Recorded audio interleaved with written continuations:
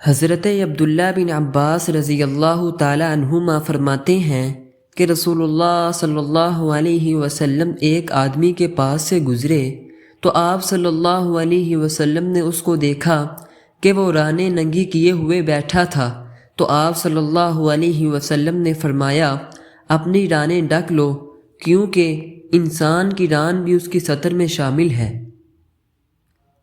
حضرت عبداللہ بن زبیر رضی اللہ عنہ فرماتے ہیں کہ رسول اللہ صلی اللہ علیہ وسلم نے ارشاد فرمایا،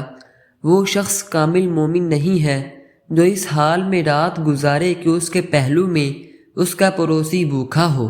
نبی صلی اللہ علیہ وسلم کے خادم حضرت ابو سلام سے روایت ہے کہ نبی صلی اللہ علیہ وسلم نے فرمایا، جو مسلمان یا جو انسان یا جو بندہ شام کے وقت اور صبح کے وقت جو کہتا ہے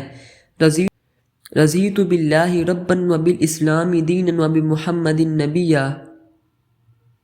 میں اللہ کے رب ہونے پر، اسلام کے دین ہونے پر اور محمد صلی اللہ علیہ وسلم کے نبی ہونے پر راضی ہوں، تو اللہ تعالیٰ قیامت کے دن اسے لازمی طور پر راضی کرے گا۔ نبی اکرم صلی اللہ علیہ وسلم نے فرمایا، اللہ تعالیٰ کے نزدیک دعا سے زیادہ معزز اور مکرم کوئی چیز عبادت نہیں ہے۔ بے شک رسول کریم صلی اللہ علیہ وسلم نے فرمایا، قسم ہے اس ذات کی جس کے ہاتھ میں میری جان ہے، تم میں سے کوئی بھی ایماندار نہ ہوگا جب تک میں اس کے والد اور اولاد سے بھی زیادہ اس کا محبوب نہ بن جاؤں۔